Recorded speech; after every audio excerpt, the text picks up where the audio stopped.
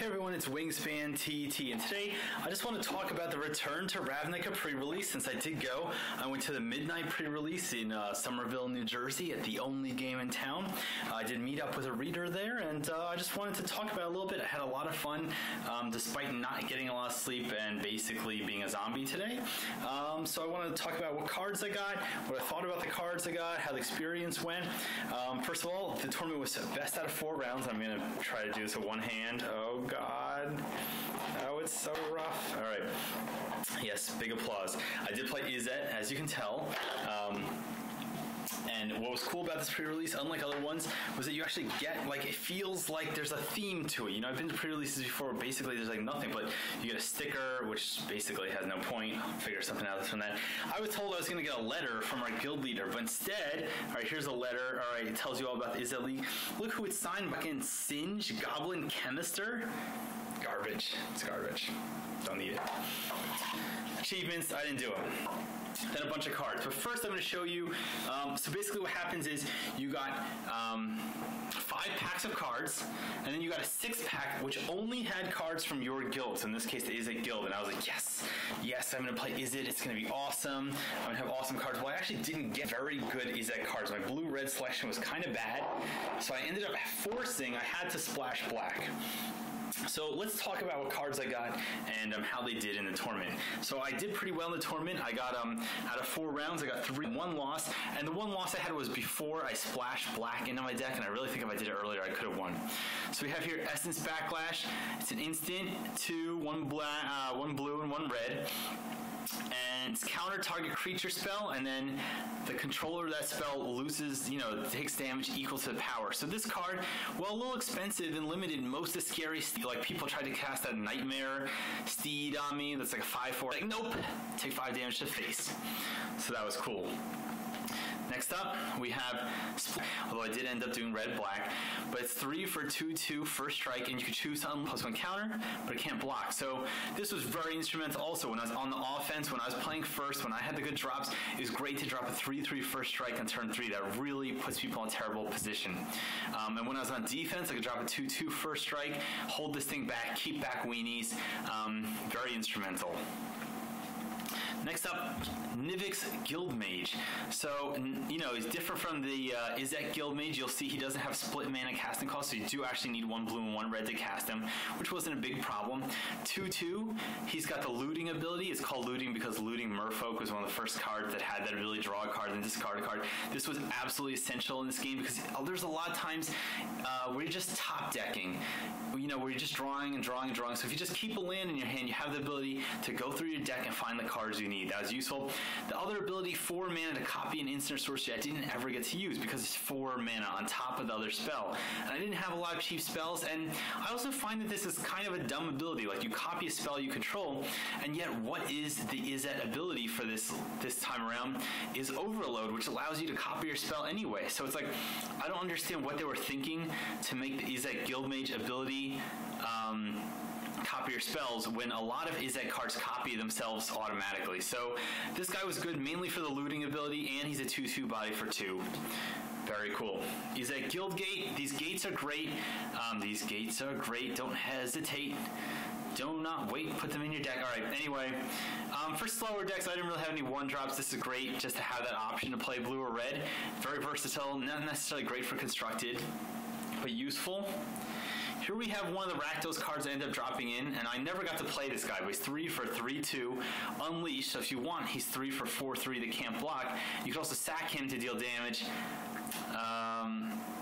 to target player equals power, so you can sack him for 3, sack him for 4. I never got to play him. Great card, though. Explosive Impact. So this is a lava axe, except it's 6, but it's an instant. And look at this art, by the way. I know, I'm not sure if it's going to come out great. It's just so detailed. I can't even tell what the hell's happening. Something is dying, that's for sure. But anyway, it's 5 damage as an instant, which is really great. It's a little expensive, but a lot of games drag on in limited, and being able to finish some people off of 5 damage to face, but even just to have removal, because some people have Niv Mizzet, which I didn't get. They had all kinds of 5 for 4 or 5 toughness creatures. Great removal. It was a little expensive. It did sit in my hand sometimes, but when I needed it, it pulled through. Here we have a foil, Thrill Kill Assassin. She's very sexy. 1/1 black for 1/2 death touch creature, again with Unleash. So again, you could drop this on turn 2, 2 mana for 2/3 death touch. That's pretty much all you need to say about it. What I like about this card is, again, it's similar to the First Strike guy. Like, you drop this on turn 2, if you're in an aggressive position, 2 for 2/3 death touch puts your opponent in a very awkward blocking position. They can't use their walls, they can't use their big power guys to just stop you. If you're in a defensive position, you don't need to do the Unleash, because 2 for 1/2 death touch is death touch, so why do Unleash? I mean, it doesn't matter if it's +1/+1, so to keep it back to block, it's great. This is a powerhouse here, Frostborn Weird, and this guy kind of reminds me of Morphling, if you guys remember Morphling from the Urza Saga block, but it's, first of all, split mana, very easy to cast. It's a 1/4 for 2 mana, so you can block pretty much anything for several turns when you play this, but look at this ability, +1/-1 for either blue or red. So basically, the turn after you play him, you can swing for 4 damage, alright, you pay 3 mana, gets +3/-3, it becomes a 4/1. So it's a huge blocker, it can be a huge attacker, and it's very easy to cast and very easy to pump. I love weirds, Electrode, all Steam Core, all the weirds are great, or at least they're interesting cards. Here's one, Daggerdrome Imp, 1/1 black, 1/1 flying lifelink. There's not much to say about this, guys. It's a Bog Imp, except it's got lifelink, so it basically makes Bog Imp worthless. But this guy just got some early damage in for me, got my life up a little bit. I definitely won some games with less than like 5 life, so definitely mattered, and evasion is always good in limited. And whenever I say limited, if you're not used to those terms, limited just means a draft or just limited constructed, where you get packs like this and you build a deck. Hover Barrier. Nah, it doesn't work on water unless you've got power. It does work on water, though. It works on 1 water and 2 extra mana. It's a 0/6 wall. That's it. It's a flying wall, but this thing held back so much stuff. People had 5 toughness creatures that couldn't get through this thing. It's got great art, so congratulations to Matthias Kolros. Great art, really cool card. Again, not great. I wouldn't run like 3 or 4 of these, but I only had one. Decided to run it 0/6. Got a bunch of other cards here, another Essence one, another Imp. Here we have Inspiration, which a lot of people on Reddit believe is meant to look like Doc Brown. You know, he looks like Doc Brown, he's got the weird hat on, and you should know Inspiration by now. You draw 2 cards, this is an instant, it's great. But look, even the joke is about time travel, all right? So that's all. So this does seem like it's Doc Brown, and Doc Brown would definitely be a blue-red character when you think about the Magic colors. He's a mad scientist, he's crazy, he just cares about getting cool results, he doesn't care about anything else. He's not even trying to use time travel for like personal gain or anything like that, he just wants to do it because it's cool. So definitely a blue-red kind of card. Guild Mage. Here's a card where a lot of people were dissing Overload, but Overload really won me a lot of games. So Bluster Squall. They went for the cleavage shot on this, which, you know, very classy Wizards. Anyway, 1 blue. Instant, tap target creature you don't control, but for 4 mana, tap all creatures you don't control. So basically, for 1 mana, yeah, you could disable something, but this is a game-winning card in Limited. Absolute game-winning. It's like, alright, in your opponent's, before their attack step, you pay 4 mana, they can't attack that turn, and then they can't block next turn. So this won me matches. It was like, alright, this person's gonna swing for lethal damage. Nope. Oops, actually not swinging for anything, and then I'm swinging for lethal damage next turn. So absolutely great card, really cool for Limited. I don't really think that this has much of a role in Constructed, but whatever. Another Explosive Impact, Rune Wing. I don't really like this card this much, but I was just needed creatures. I didn't have a lot of good creatures to choose on. 4, 2/2 flying. When it dies, you draw a card. I don't know what else there is to say. It's got evasion, whatever. Here's a rare I pulled, Ash Zealot. It kind of looks like the female Commander Shepard from Mass Effect. That's why I thought about it. And she's punching a zombie in the face with like a flaming spike. 2 for 2/2 first strike haste, automatically very cool. And then it has the second ability, which would be good in Constructed. So whenever a player casts a spell from a graveyard, Ash Zealot does 3 damage to him or her.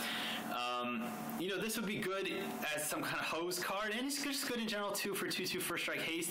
But the second ability would never come into play really in Return to Ravnica, because I'm pretty sure there's not a lot of cards, if any at all, that you play from a graveyard. But very good, very good. Got the early damage in. I did pull an Izzet Charm, which is awesome. This is like the stuff dreams are made of. I want to put this on an Isekron Scepter. 1 blue, 1 red. Great art. Instant. Counter target non-creature spell unless they pay 2, or deal 2 damage to a creature, or draw 2 cards and discard 2 cards. This thing is so versatile, and it's basically like it solves every problem. It's like if they play a spell you don't like, you counter it. If they play a creature you don't like, you burn it. If they play something that you can't kill with 2 damage or can't counter with 2 extra mana, you draw 2 cards and find something that can deal with it. So absolutely great card. Every time I use this, I was happy to use it. I use it for burn to take out early creatures. I never got to counter spell with it, but I did also use it to draw 2 cards, and that did get me game-winning cards before. So Izzet Charm, this will definitely see use in Constructed. It's a little more versatile. Electrickery, 1 red, deals 1 damage to a creature you don't control. Overload for 2, deal 1 damage to every creature you don't control. Again, not a powerhouse, but usefulness. I did kill a couple of creatures with this, and there were 2 instances where I were able to kill more than 1 creature with it. So, but for 1 mana, not bad to consider. And there's plenty of 1 toughness creatures that I needed to get rid of. This card, oh my god. Oh my god, this card is so nasty. I don't know what they were thinking. I mean, it's not broken at all in regular Magic, but in limited, Stab Wound. Stab Wound. You know I like stabbing people, Assassin's Creed style, Team Fortress 2 style. But look, 3 mana, Enchantment Aura, enchant creature gets -2/-2, and then look, the beginning of the upkeep of enchant player's creature's controller, that player loses 2 life. This was so nasty. You play this on turn 3 on a wall. Someone played this on my 0/6 wall. That's it. The game's over. I'm going to take 2 damage a turn for the rest of the game. They don't even care about my creature being smaller. Like, I've seen people use this to kill creatures, but it was way nastier when it was used to just cause 2 damage a turn for the rest of the game. Absolutely dominating card. Transguild Promenade, I don't really like this card that much. It's just so slow. I didn't even get to play it, but it's just so slow. I just had it in my deck in case I needed it. Another Frostborn weird. Rakdos Shred Freak. 2 split mana, black and red, which is good. 2/1 haste. That's all there is to it, and then this guy is like Edward Scissorhands. Alright, Danny Elfman should write his soundtrack. Labra Crew, very cool. 3 mana for 0/4 defender, deals 1 damage to each opponent, so you get to ping your opponent every turn. You get a nice wall for 0/4. Whenever you cast a multicolored spell, untap Labra Crew. I only got to do that once. This would be better. This is so weird. Look, it's called Labra Crew, and I guess there's technically goblins on it, and it's called Goblin Warrior, but like, I would call this Wood Machine. I get there's technically goblins running it, but it just doesn't feel like that's what the card is. Anyway, it's just great to have this on the board, to have the threat of free 1 damage every turn. Again, good for limited, not so great for constructed, but I don't know. There might be some way to abuse this a little, but I doubt it. Here we go. Desecration Demon. 2 and 2 black. I'm sorry, I'm not trying to hide the art here. 2 and 2 black for 6/6 flyer. At the beginning of each combat, not just yours, an opponent may sack a creature. If they do, tap a Desecration Demon and put +1/+1 counter on it. This thing is absolutely nasty. Now, every time I played it, it got killed. But it's nasty. You play this on turn 4, and now it's like, alright, if you don't sack a creature every turn, you're going to take 6 damage. But every time you sack a creature, this thing gets scarier. It is nasty. So I only got to play it like twice, and it got killed both times. But the fact that it got killed, it forced my opponent to do something. Absolutely forced him to do something on the spot. Here we go for another nasty card. Alright, a Carnival Hellsteed. Alright, it's got great scary art. It's got like a horse with 2 heads that are skeletons. 6 mana, 4, 1 black, 1 red. Nightmare Horse. That is the most accurate description I've ever seen. 5/4 First Strike Haste Unleash. So that's right, for 6 mana, you can play it 5/4 First Strike Haste, already nasty. If you want Unleash, it could be a 6/5 that can't block. This won me 2 games.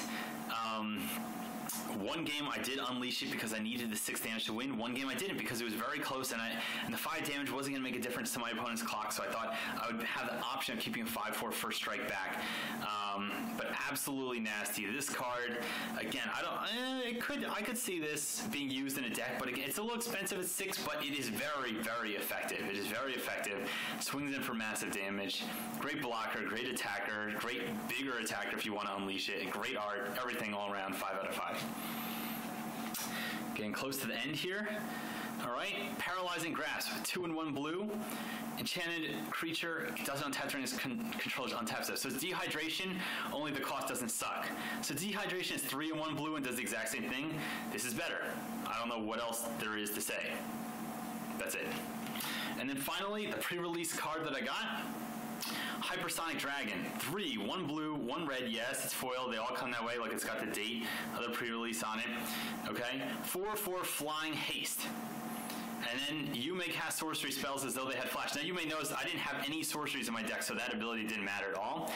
But 4/4 Flying Haste for 5 was, I mean, this swung for the win in like 4 different games. It's just the opponent was like, haha, I have my blocker set up, blah, blah, blah. Nope, 4/4 Flyer coming in. It demands action, it demands attention. It's a really cool card. This ability is nasty. Johnny players will be trying to break this. I mean, you can cast a creature and then in response cast Wrath of God, kill every creature on the board, and then your creature resolves, and then you have something on the board. So I was singing like Supersonic Racing the whole time I had this. Like, everybody's Hypersonic Dragon. I got a 4/4 Flying Haste. My sorceries, they come out faster, and then your life will go to waste. All right. Anyway, let's look at some of the cards I didn't use. This is going to take a little longer, but hey, you know, I got time. It's a white card, not bad. Creature gets first strike and lifelink. This kicked my ass a couple times. Instant. I did not use Cobble Brute 4 for a 5/2 creature. That's kind of scary. I would use this if I drew more removal, but because I didn't have a way to remove blockers more effectively, I just knew this 5/2 guy's not going to get through, and he's probably just going to trade for a 2/2, so I didn't use him. Whatever. Trader's Instinct 4. It's basically like Act of Treason, except the creature also gets +2/+0. Oh shit, I didn't even read that. Oh, well, I did use this one game, and I used it wrong then. I didn't read the +2/+0. Anyway, not very good. It's kind of slow, 4 mana. This guy's terrible. The Bellows Lizard. 1 mana for 1/1. You pay 2 mana to give it +1/+0. So, you know what? Just, alright, we're done with this. Let's see. Imperious Skywatch. 6 for 3/3 flying. When it comes to play, it detains target creature. It's just 6 for 3/3 flying. 6 mana is nasty. It's just really unfair to cast this so high. Like, why is this not 5 mana? Why is this not 4 mana? I don't know. It should be like 3 and 2 blue or something, or 2 and 3 blue, or I don't know. It's just too expensive. Mysium Skin, target creature, hexproof +0/+1, and you can overload it. I didn't really see the point of this. I figured I'm just going to trade it with removal, but most card decks really didn't have that much removal, and the overload seems pointless. Like, why would you need to give every creature in your deck, in play, hexproof? +0/+1 maybe, but maybe this would be better if you were running tokens or something. Fairy Imposter. So this is something I think we'll see more play in Constructed, possibly. 1 blue for 2/1 flying. When it comes to play, you have to return another creature you control its owner's hand. I feel like they've made cards like this before, and I would have used this. I just don't have a lot of low-cost creatures, and they didn't have any coming and play effects. This would be great if your deck was full of coming and play effects. So you play a Mana War or something, or your opponent's creature goes back to their hand. You play the Fairy Imposter, you get 2/1 flyer, you return the Mana War to your hand, you play it again, you slow them down for tons of turns, but in my deck it didn't have any purpose. Stealer of Secrets, same as the 5/2 guy. It's a 2/2. When it deals combat damage, you get to draw a card, but the problem is, how am I going to get a 2/2 through to deal combat damage? It's not going to happen, so I didn't use them. Skullrend, 5 mana. Opponent takes 2 damage and discard 2 cards. Again, 5 mana for 2 damage. Possibly card removal, but if their hand's empty, I don't know. It's just 5 mana for something that may or may not end up to be worthwhile. I just didn't want to run it. I'm not saying it's bad in every deck, but just the deck I had, I just didn't have enough, oomph. I wasn't running Azorius, so I wasn't going to use this card, but this is another reason I didn't want to run the 5/2 guy, because look at his ability. Absolutely nasty. This kicked my ass also. This is just absolutely gross. Eyes in the Skies. Put a 1/1 flyer in play and populate. You guys can look up the spoilers online. I don't need to go over every card. I just want to talk about why I didn't use certain cards. 1 blue downsides. Target creature is -4/-0, and then overload for 3. And again, there's just this could be useful in combat, I guess, but I was going for a more offensive deck style, and you could kind of basically fog with overload if your opponent has smaller creatures, but I just needed fewer spells and more creatures, so I didn't use it. I'm not saying it's terrible. It's probably not worth using in Constructed, but it could be good in pre-release. Cancel. I actually did not use cancel because I didn't want to run 3 counters in my deck. I felt the other counters are better because the most scary cards are, I guess, 4 counters if you cast the, if you count the Izzet, whatever the hell it's called, Izzet Charm, and it's 2 blue, which I didn't know if I was going to have all the time, so I didn't use cancel, but I do like the art. Tableau of the Guilds, it's life gain. It's very mediocre life gain. It's a little better in the pre-release because you know what colors your opponents are playing because they all have these colored deck boxes. They just gave it away. And you can gain a lot of life with your own cards, but it's just life gain, 2-drop, I don't know. It wasn't worth it to me. Crosstown Courier, again, this could be good with removal because every time it deals damage, they get milled. But I just didn't have a way to get him through. I didn't want to have a 2/1 for 2 mana. I had a bunch of 2/2s for 2 mana. All right, First Strike Haste 6/2 sounds pretty good, right? How much did you expect to pay for this card? 4 red, maybe 5 mana? No, it's 7. 7 mana. Not playing it. Here's a rare I pulled that's really weird. Conjured Currency. 6 mana for an enchantment. At the beginning of your upkeep, you may exchange control of Conjured Currency and target permanent you neither own nor control. So what's interesting about this, what makes it different than Puka's Mischief, is that, okay, I trade this, let's say I steal my opponent's creature, and you would think, well, next turn he'll just trade it back. He can't trade it back because he owns the creature. So he has to take something of mine. Then I have to take something of his. So this creates an interesting dynamic, but for 6 mana, again, this might be cool in a constructed deck, a deck that's built around this, or maybe in Commander or something where there's a lot of cool stuff and it will just create fun chaos, but otherwise, not for this. Here's another overcosted card, 5/4 haste, 6 mana. I don't know, it's just 6 is too rough. I would have taken a 4/4 haste for 5 or something, but 6 mana is too expensive. Then I have a whole bunch of Golgari cards, and I had some cool Golgari cards, right? You know, here's a 2 mana sorcery that you just get any card back from the graveyard to your hand, and that's it. Very cool. What else did I have from Golgari that was cool? I don't know. This is alright. That's not Golgari, it's Selesnya. Got a bunch of overcosted stuff, blah, blah, blah, blah, blah. This one was cool. Of course, why didn't I think of it right now? I could hold my phone with 2 hands and then just move the cards down here. So 4 mana, end of turn creatures get +1/+1. Okay, trample. This kicked my ass a couple times. This card kind of sucks. There's no reason your opponent can keep like 1 or 2 cards of lands in their hand. So yeah, I can keep lands out of their hand, but that's about it. Kind of pointless. This is cool. This is one of the only scavenge cards I like. It's 3 for 3/3 haste with scavenge. Very cool. I didn't get this played against me, but I saw some players use it to great effect. Here we got a 7 mana. This is cool. 7 mana for an 8/8 vigilance. Very cool. Stupid. It's 0/4 for 4. Oh, that you can pump. It's just a flyer, but again, 3 for 2/3 flying, pretty good deal. If I was playing white, I would have used that. 7 for 6/7. There's so many boring vanilla creatures in Return to Ravnica. Like, what is this? It's a slug. 5 mana for 2/6 slug. Wow. Call me when the party starts. Speaking of the party, launch party. I didn't use this. Other people did. I don't really like it. Sacrifice a creature to destroy target creature and they lose 2 life. This could be better in some deck that's built around it where you get something for sacrificing creatures. This could be good in a Golgari deck because you get them in the graveyard and then you get to scavenge them. Here's a 5 for 5/4. Boring. Another Skullrend. Here's something I pulled that you might like. It's a Planeswalker. Vraska the Unseen. 5 mana. Oh, look, her art goes outside the box. I didn't even realize that. I guess they all do that. Mythic Rare. Vraska until that next turn. So the first ability, the plus ability, kind of is weird. Alright, so it just deters people from attacking her while she gets counters. You can destroy target downline permanent, which is great because it guarantees that she can trade for something. If there's anything on the board you want to get rid of, you can definitely get rid of it. And then the last one, you get to put 3 1/1 black assassin creature tokens into play. Whenever they deal damage to a player, that player loses the game. So pretty cool. If I was playing Golgari, I would definitely use this.